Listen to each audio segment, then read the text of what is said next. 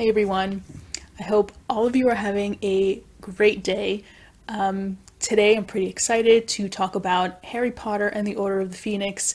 As we know, book 5 in the Harry Potter series. I suppose it's an unpopular opinion, but for most of my fandom of Harry Potter, book 5 has been my favorite of the books.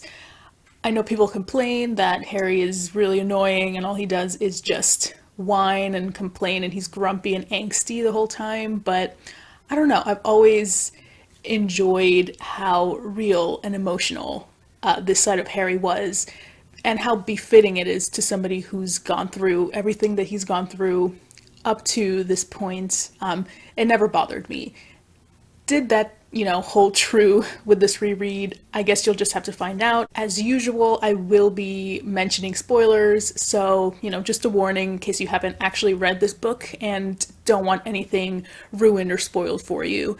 And, like always, I want to just put a disclaimer that I am reviewing Harry Potter. I do love the series, but it's an instance of where I have to separate art from artist. Yeah, J.K. Rowling's transphobia and my own personal beliefs do not align. I'm very disgusted and disappointed with what she has been saying online via her Twitter or articles, essays. I just want to point that out. I don't want to make it seem like I'm just putting these videos because I'm somehow in support of what she's saying. So yeah, I'm gonna jump right to the review.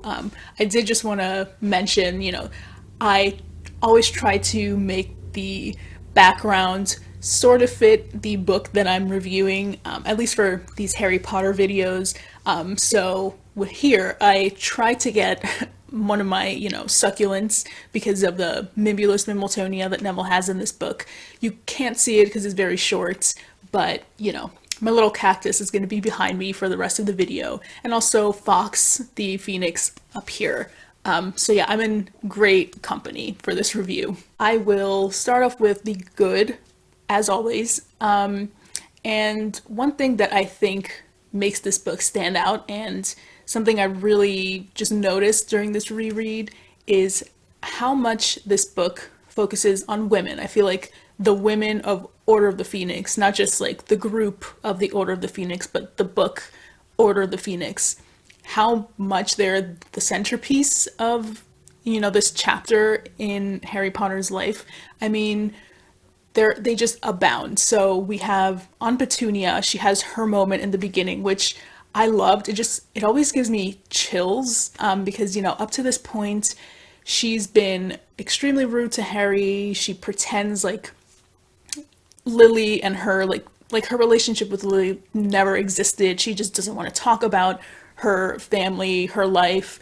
She doesn't want to talk about magic at all. And in this book, we get, like I said, this very important scene where Harry is confronted with these Dementors. They almost suck Dudley's soul out through the Dementor's kiss. And so Harry goes home with Dudley in this state where he's not paralyzed, but he's like, clearly something's wrong with Dudley because of what just happened to him with the Dementors.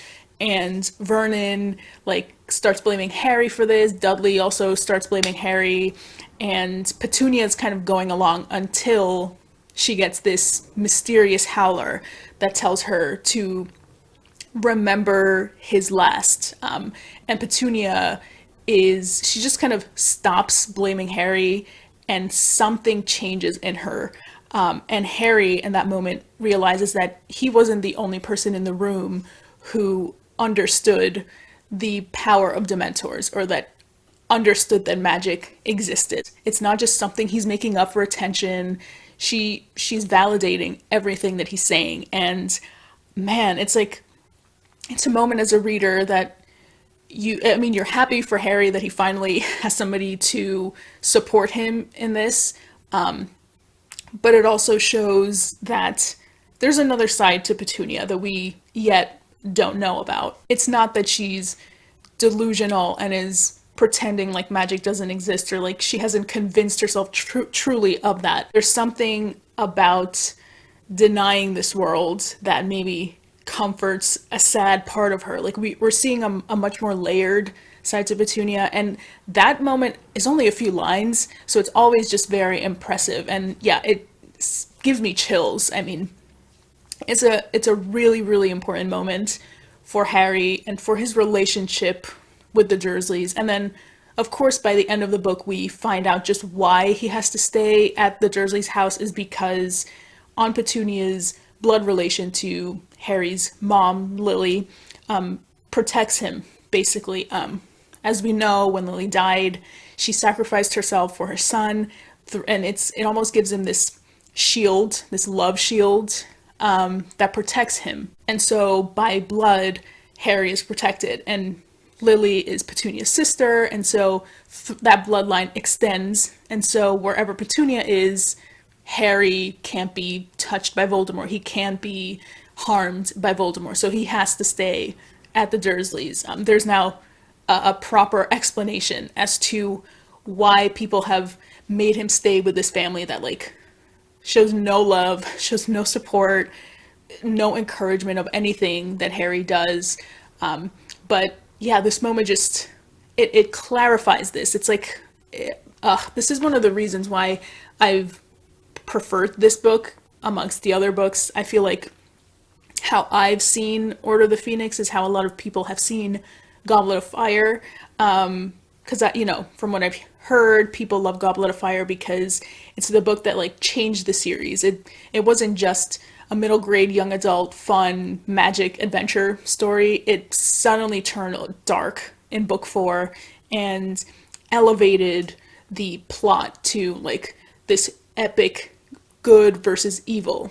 But for me, I see this book as doing that on an even larger scale. For me, this book is why Harry Potter as a series stands out among the rest, because this whole backstory about the prophecy and why Harry was chosen over Neville by Voldemort, thus making Harry the chosen one, even though Neville could have been the chosen one, but because Harry was chosen, Voldemort made him the one that had to defeat him. So it just elevated this concept, this traditional concept of like two battling sides, good versus evil. It made this a much more layered, nuanced, and like original take on that. This brought in like the severity of the situation and why Harry now has to like come to terms with the fact that he's either gonna have to live or die, and there's no other option, because that's what Voldemort chose to happen to him, essentially, because of the prophecy. So, yeah, I've just admired this book a lot throughout my reading experience. Another woman who is highlighted in this book is Molly Weasley. Like I said before, she is now Harry's mother figure. He's like the adopted Weasley kid, and she's the one that's been there from the beginning, at least of his Hogwarts life. She's always given him Christmas presents, whereas the Dursleys, like, if they give him a present, it's something stupid. I forgot what they gave him before in a previous book, but it was something absurd, like a paperclip or something. Like, they just, they don't care. But the Weasleys, and Molly Weasley in particular, she's the mother figure that he's always needed since Lily passed away. And in this book, we get a focus on more of Molly's interior life. We now know that Percy is, he's working for the Minister of Magic, Cornelius Fudge, who is on this campaign of discrediting Harry and Dumbledore, and he doesn't believe that Voldemort is actually back. He thinks Harry is just seeking attention like he always is, and he's using the Daily Prophet to write false articles about both of them, saying that they're liars and all of this. So Percy is Fudge's assistant, and he believes Fudge. He has just separated himself from Harry Potter and therefore the rest of his family, because the rest of his family is in full support of Harry and Dumbledore. And it's just, man, Percy is such a jerk. I like I think it does happen in families where one person has just kind of gone ideologically one way that's too extreme and doesn't see the gray, or isn't willing to understand the other side that the rest of his or her family might believe in. So Percy is this way, and it just causes this rift. And the way that he treats Molly and Mr. Weasley, Arthur, I don't know why I just for a second forgot his name. He just like completely diminishes their role in his life thus far. He pretends like he doesn't know them. And Molly, because of this, grieves.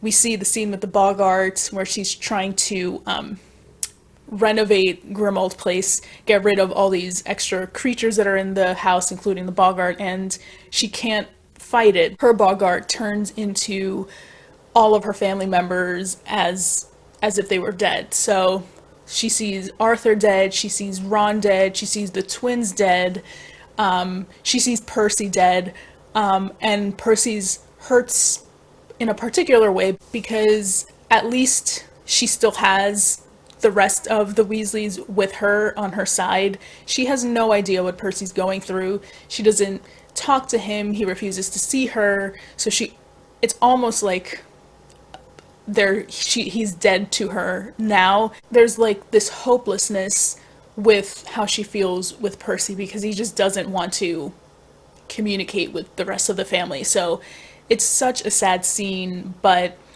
yeah, I love like these side character moments that we have throughout this book where they're just elevated. They're given more time, more substance. And yeah, I love reading even more about the Weasleys, and in particular Molly, because she's just such a strong person. She's like the rock of the Weasleys. There are more men than there are women in the Weasley family, but I feel like it's like she's a strong matriarch, and it's almost like a matriarchy of Weasleys, even though they're outnumbered in the household. Yeah, Molly is the strength of the family. Molly is a stark contrast to Sirius Black's mother. In Grimmauld Place, there's a painting of her, and they've had to cover it up because she keeps screaming and wailing about half-breeds and all these derogatory things.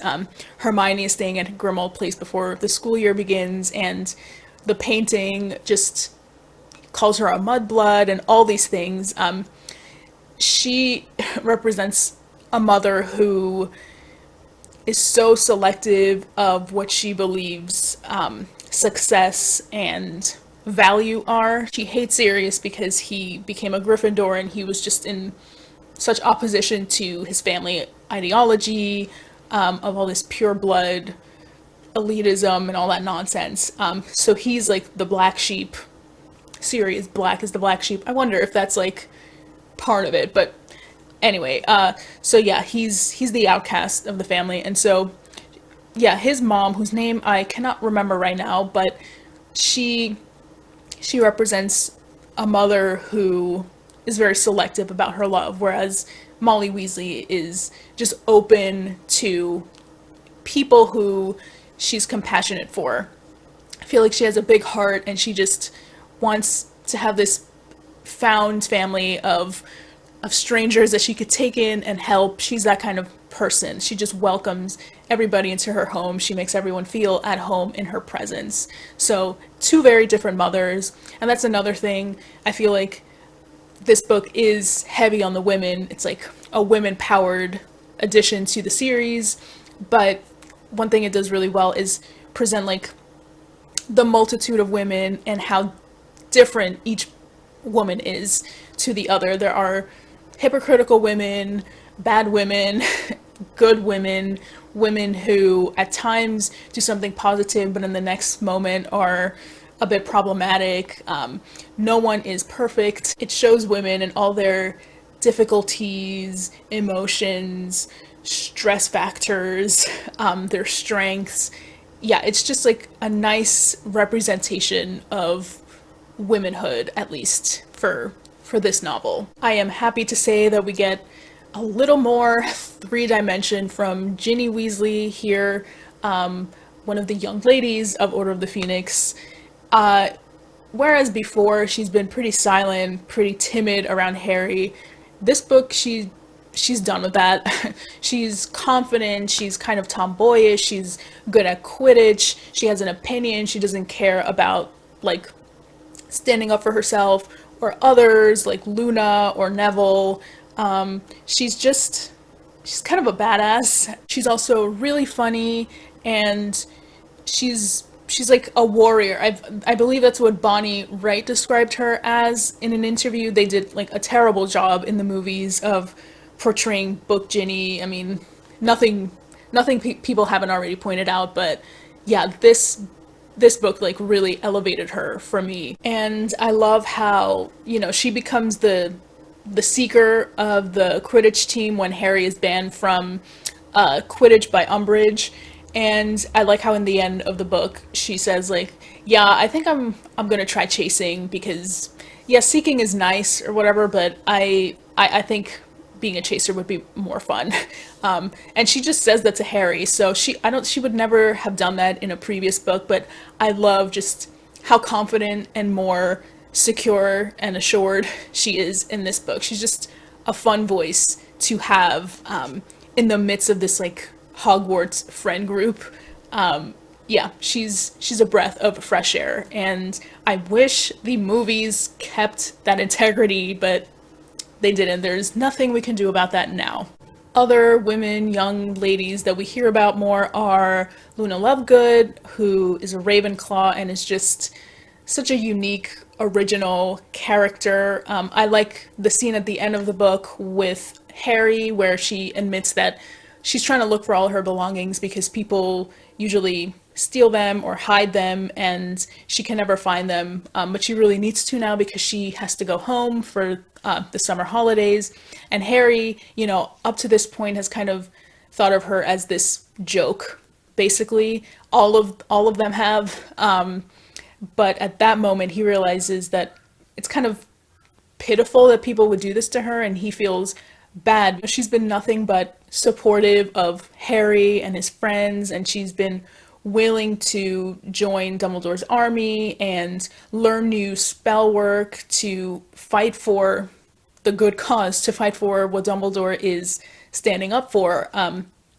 So she doesn't deserve to be secretly mocked by the people that she considers her friends. And so, yeah, it was a necessary moment, and I think really important because I also think that the narration and Harry's point of view throughout the book made her the joke. So I liked that the end kind of pointed it back at the reader, saying like, you probably also thought she was a joke, but actually feel a little bit more compassionate for her, show her a little bit more kindness like she's been showing everybody else. We get Tonks, we get Rita Skeeter, we get more of Hermione, obviously.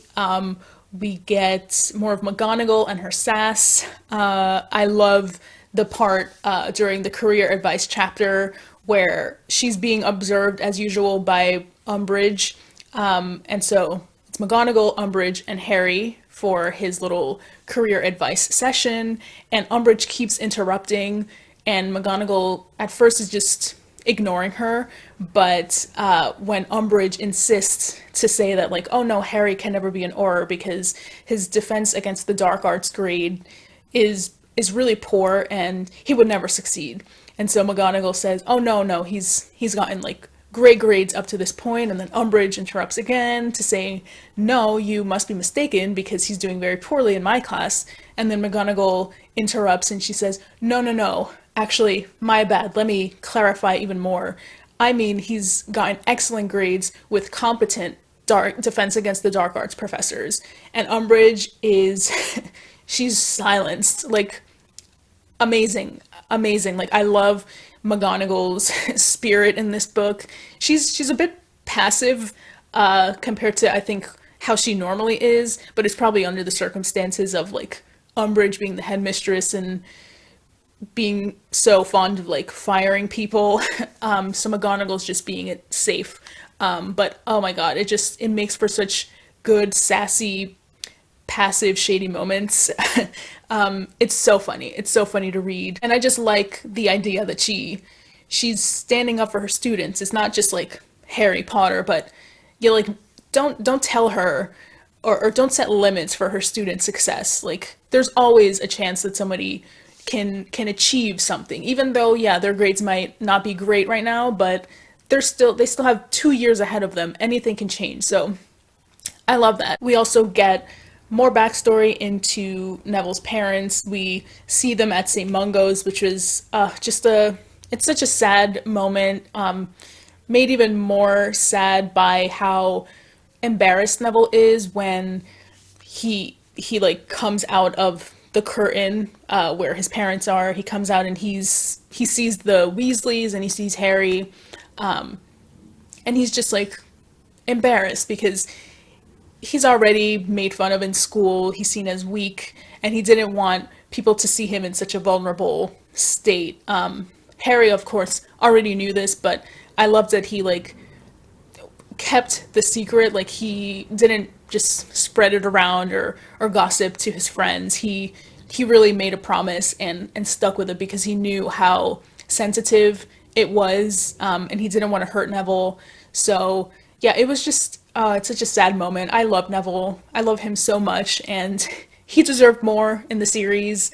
But I love who he becomes in here. But his parents, so we get his mom, a little bit more of her backstory, and his grandma. He's raised by women. I mean, his grandma is like she basically took over when his parents couldn't anymore.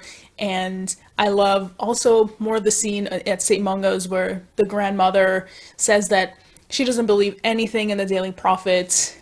They're working for the ministry. She doesn't believe it. She's always going to be for Dumbledore and for Harry, and she's with them through and through. And it's such a good scene. I love the Longbottoms, and yeah, Neville. It makes sense why he's so good. He was raised by very, very strong, powerful, and assertive women in his life. We do see Harry with Cho Chang, his attempts at romance with her, which were a mess. It's not something I love about this book. I sort of wish that they had more of an opportunity to actually date. I feel like it was just a series of misunderstandings, and then they like broke up. They were never really dating to begin with.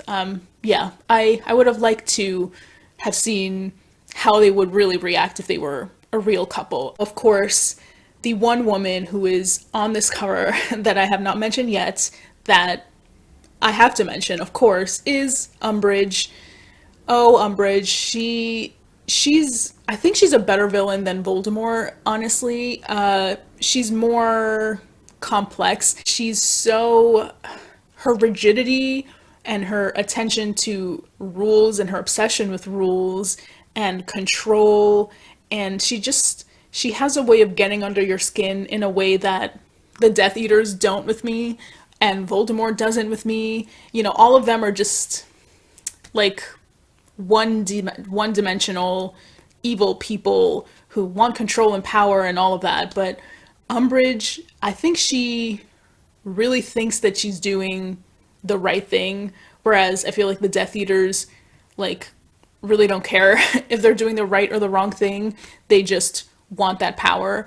And I feel like Umbridge, she thinks, oh no, this is the rule, and I'm just following the rule, and the rules have to be followed, and if not, I punish people. And it's just so like logical in her mind, and that's her rationale, and anybody who stands in her way, in the ministry's way, is just an obstacle, and they need to be punished. So, and she says everything in this like sweet saccharine voice, and she wears these frilly pink dresses, and oh my god, it's such a contrast to have like this sweet facade matched with this like internal evil sadistic person. It's just an interesting depiction of what an obsession to rigidity can lead to. And since 2016, I know it's been a while, but when a certain somebody was elected president, in the US. This was actually the book that I immediately wanted to read.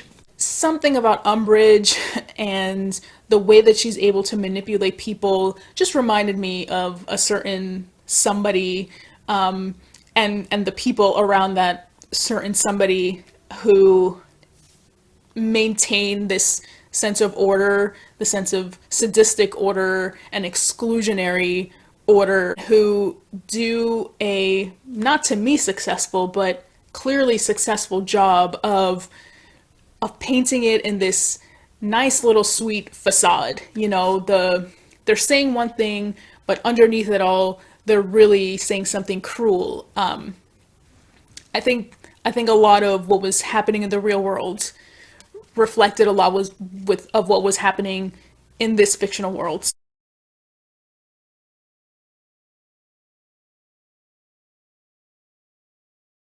Order of the Phoenix also features what is now my favorite chapter in the series so far. I will see if it stands to still be my number one chapter by the end of the reread. But the chapter "The Lost Prophecy" is amazing. First of all, we finally get Harry exploding. He just lets go.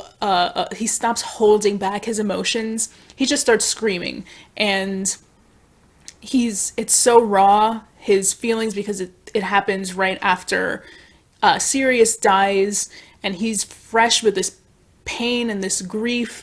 He's completely alone again, and the father figure that he's always wanted, that he finally had, is just taken away from him. And there's such uncertainty surrounding Sirius's death. It's not like this finalized thing. You have like the veil thing where his body falls through the veil, so his body is gone, but he wasn't killed before he fell. So there's like, yeah, this uncertainty for Harry, like, is he actually dead? Can he maybe come back? Is there a way that he can become a ghost? He's going through this torture because he's at a loss, basically.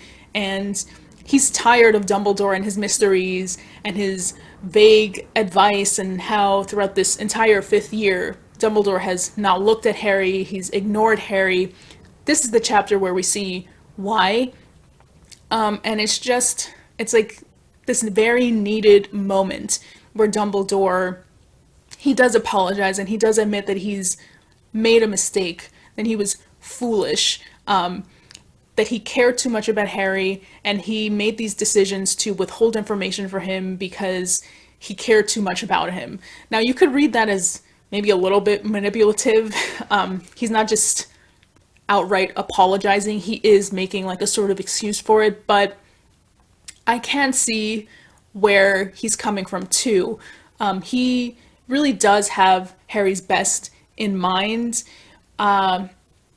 His methods of doing his work, going along with his plan, maybe a little bit selfish, but he always does have the good in mind. And I think it's a necessary moment, not just for the reader, but for Harry himself, because, he's 15. He's not like this little, I mean, he's still a child, but he's not this little 11-year-old boy who is just gonna believe everything that everybody tells him, and that's it. He's finally questioning, and he's seeking answers for himself, especially now that he knows that he's most likely going to have to die in his eyes, because how is he going to beat Voldemort if the prophecy says neither will live while the other survives?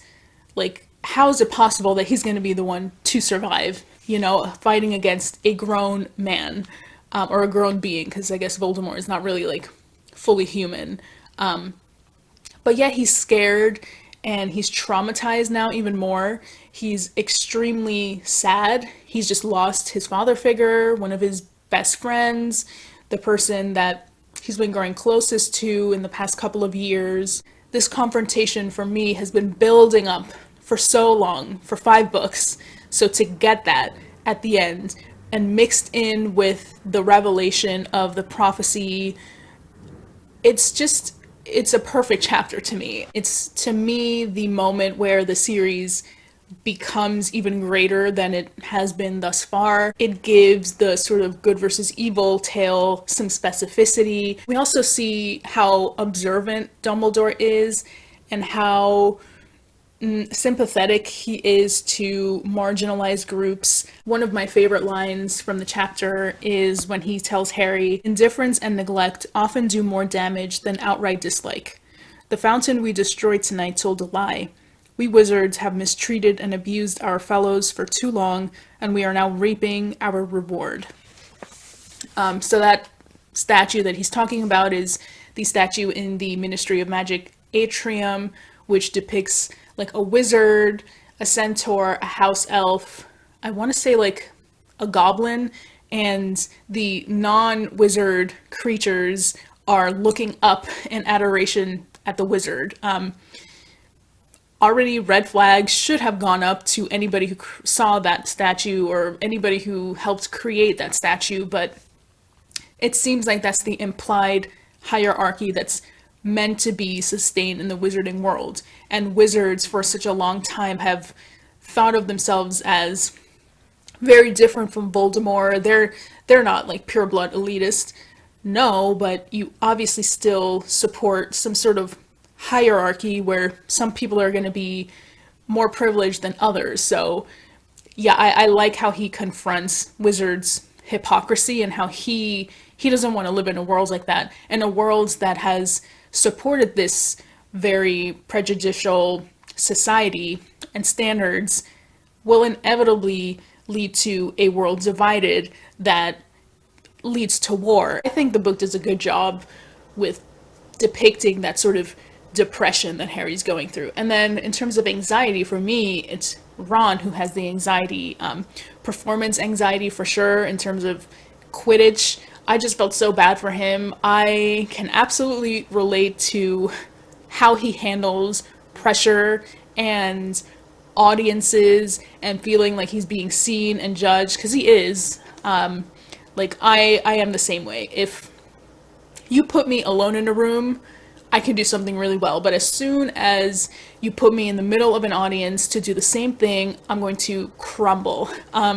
So yeah, very accurate depiction of what it feels like to be hyper aware of what everybody else is thinking about you, how they might be judging you, and how that affects your performance in something. Even though it's maybe all in your head that nobody is actually judging you, in the case for Ron, they are actually judging him. They're making this like really cruel song about how poor he is and how much he sucks at Quidditch. So there is like a reality that is validating his own insecurities about himself. So regardless of whether it was real or not, I think it's just, yeah, it's a really real depiction of what it feels like to be afraid of being judged and being seen and performing poorly in front of others, and like the fear of rejection, basically. Now, moving on to some of the things that I had a few problems with, didn't totally make sense. There are a few, I'm not gonna lie. Now, I did say in the beginning that for most of my fanhood, is that a word? But most of the time that I've been a fan of Harry Potter, this book has been my favorite. Sorry to say that is not the case during this reread. I still mean everything that I just said in the section where I praised all the things. I think this is a very strong book, and like I said, I'm not going to repeat everything, but it has its clear strengths, and I think it does stand out. But I did kind of struggle through this reread. I felt the length of the book more than I have in the past. Now, this is almost as long as Goblet of Fire was. It's about like, I think 150 pages more. But my God, it felt even longer. There are some very slow moments. This, I think, does fit Harry's mood. He is kind of lethargic. He's just down for the whole book, and there isn't this excitement. The tone and the mood in his world is much different than it has been in the past. He's growing into an adult. So yeah, it's going to be different than books past, and I like that it took a shift. I do, but there were just like some really long parts that dragged for me. Like, okay, we get like around 200 pages before we even get to Hogwarts, and that's with the hearings, sometime in Grimmauld Place. I feel like some of the Grimmauld Place chapters could have been cut or something. I did appreciate the lengthened Dursley's part in the beginning for reasons I've already mentioned. I think that was really good. That kept my attention. But then, like, even when we get to Hogwarts, some parts just are too stretched out. Like, we spend a lot of times in classes with Dolores Umbridge. Like, the pace is just much slower, and I felt it much more in this reread. I don't actually think that it needed to be almost 900 pages long. If anything, I felt like book 4 could have been longer because of all the events that were jammed into 730 pages or whatever. This one didn't have as much happening, but it's longer. So yeah, I don't know. It didn't need to be that long. Something else that still doesn't make much sense to me, it has to do with the room of requirement.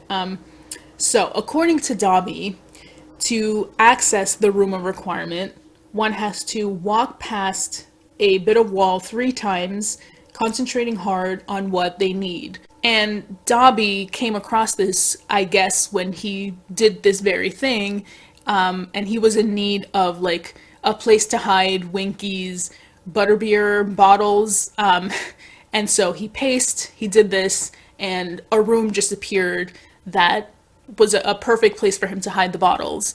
Now, this is what the Dumbledore's Army group, this method is what they use to access a room to practice for these secret lessons. Now, for me, I'm thinking, one, wouldn't like somebody's vision of the room for this purpose look different to each person? You know, it's like if I tell you, what does happiness look like for you? It's going to look different than my version of happiness. You know, it's going to look different from somebody else's version of happiness. Or if I asked you, like, what would a cozy room look like? Again, it's going to be different to everybody. So how is everybody in the Dumbledore's Army group thinking of the very same room? If somehow all of them could think of the same thing and the room can turn to the same thing for them, how come Umbridge had such a hard time doing the same thing? Like, shouldn't she just be able to think of, oh, a room for the Defense Against the Dark Arts clandestine meetings, run by Harry Potter? Like, shouldn't that already turn into the same room that they're actually using? I'm having a hard time seeing how someone can accidentally find the room of requirement. Like, who paces a wall at least 3 times? You know, like, even if you're lost, I doubt you're just gonna keep going back and forth over the same region in a hallway or something. Like, surely you're gonna go one way, then like maybe go back, turn around, go to a different part. Like, when are you ever going to accidentally pace back and forth thrice? Another little part that also doesn't truly make sense to me is, okay, so Umbridge, when she bans Harry and the Weasley twins from playing Quidditch, she locks their brooms up. I forget where, I think it's in the dungeons or in her office maybe. Anyway, so the brooms are locked up, right? Now, when the Weasley twins plan their big escape from Hogwarts, before they leave, they scream Accio brooms, and the brooms fly, and they get them, and they fly off. Okay, surely there is some protection that prevents them from having to do this. Like, isn't the whole point that they will be banned from accessing their brooms? Has it been this easy? Can't Harry just be like, okay, you locked it up, well, Accio broom, I have my firebolt again? This is, I think, going to make some people a little upset because I know fans love this character, but I admittedly do not love Sirius Black. I don't. Honestly, I feel like Sirius is more invested in replacing James Potter in his life with Harry than of actually being any sort of adult figure in Harry's life. For Harry, he doesn't really need extra friends. He has Ron, he has Seamus and Dean, he has people on the Quidditch team. Like he's fine in terms of friends, but he needs a father figure, and I feel like he thinks that that's what he's getting out of the relationship. But for me, Sirius has completely different intentions. They both have had great losses, and I think they want to replace those people that they've lost in each other's lives, but their goals are not actually in sync. And so we get a lot of Sirius being such a juvenile in this book. Like, he just wants to take risks and be rebellious, and it's like, you're grown. Like, you cannot be acting like this anymore. You cannot be expecting Harry to break rules when his life is at risk, when his own life is at risk. Like, it's not fun or cool anymore. Serious. Like, you're an adult now. I know a lot of people explain that by saying that he's been in Azkaban for so long. Like, he's had a bunch of his life robbed away from him. Like, he hasn't really been able to mature like the rest of the people around him. And that's fair. I think that's absolutely valid. At the same time, though, his life, the circumstances demand him to be something, and he's simply not living up to that. Like he can't. There was the part which was really kind of cruel where I think he wanted to turn into a dog to like visit Harry in Hogsmeade, and Harry said like, no, you can't do that. That's too risky. Like, people are looking for you, Sirius. You can't be on the run anymore. And so he basically says like, oh well, I always thought you were like James, but I guess you really aren't. Like, I get that you miss James, but that's just not something you tell your godson who's 15 years old, who looks up to his dad, who misses his dad, who feels such compliment when people compare him to his dad. It's just like, come on, you're too much of an adult to stoop down to this level, Sirius. And so yeah, he just like annoyed me throughout this book. Like, I know he's locked up, and I think a lot of us, especially during quarantine the past few years, know what it's like to feel like all you want to do is leave, but you can't. You have to be inside. You feel isolated.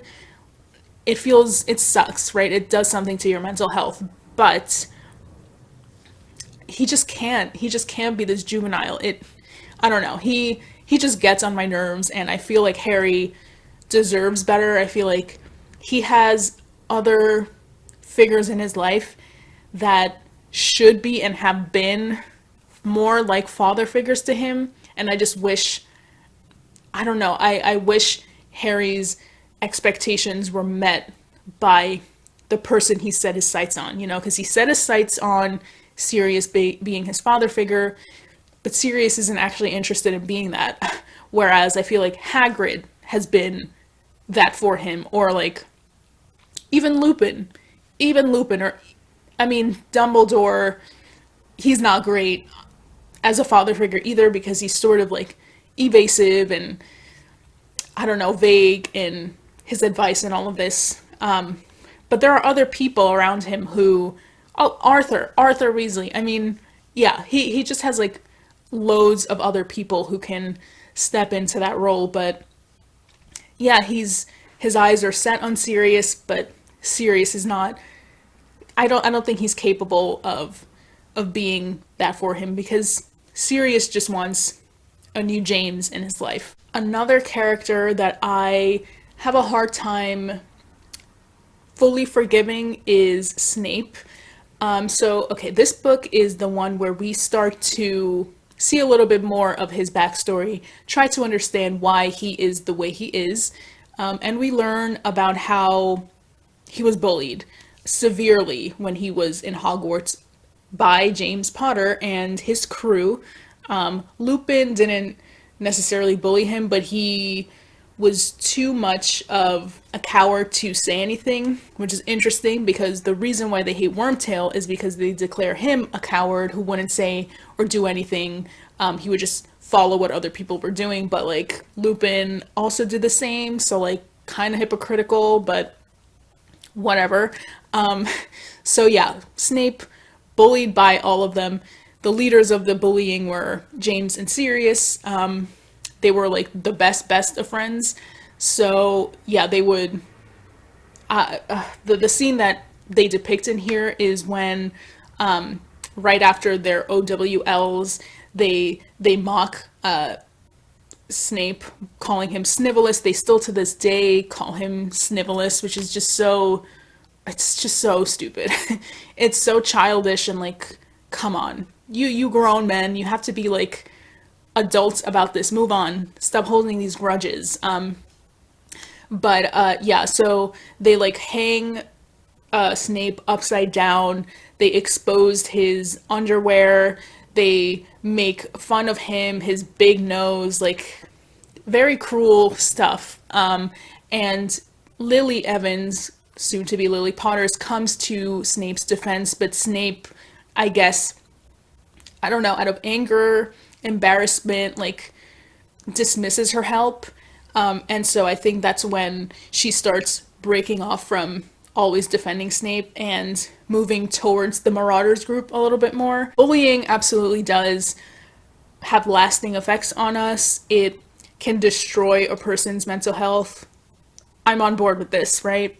But I don't know. I feel like for a story where Snape is so cruel, is such a bully to Harry, to these kids, right? He's a grown man, verbally abusing teenagers. I need a stronger reason for him to be mean, okay? Like having a crush on a girl when you were young and then that girl not really liking you, but liking the guy who like bullied you is hurtful, yes, but to have this grudge and to have this obsession for so long that you now like hate this woman's kids, it just, no.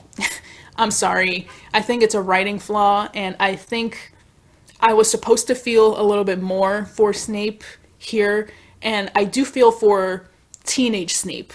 I do. But knowing who adult Snape has become, the way that he treats his students, no, it's just wrong. I have to say, this reread, my thoughts have been changing on certain characters. So yeah, Snape and Sirius unfortunately are not, I'm not a fangirl of either of them, I think, anymore because of this reread. Yeah, my opinion has definitely changed. And one very minor detail that has annoyed me thus far, because this is now like the second name that I've seen used for it. It's the Deluminator, which has not up to this point been called the Deluminator unless I'm mistaken. So far it's been the Put Outer, and now in this one it was the Unlighter. Pick a name. Pick one. And I know like later it becomes the Deluminator and they're all like referencing the same thing and no one points out that like they've been using a different name for it. Just pick one name. Be consistent, please. Those are all of my thoughts on Order of the Phoenix. Unfortunately, this reread has bumped this down in terms of my favorites. It used to be my favorite, not really anymore. I don't know where exactly it stands. I think I'll do a proper ranking when I finish rereading the entire series. But yeah, still a very strong book, still a very important book in the series, and I think more significant than Goblet of Fire. Maybe an unpopular opinion, but yeah, this is the one that elevated it and the series to like a whole other level. I'm extremely excited. like always, to read the next book will be Half-Blood Prince, as everybody knows. Look forward to that review. Please like and subscribe, and I'll see you all next time. Have a good day, and yeah, see you next time. Bye.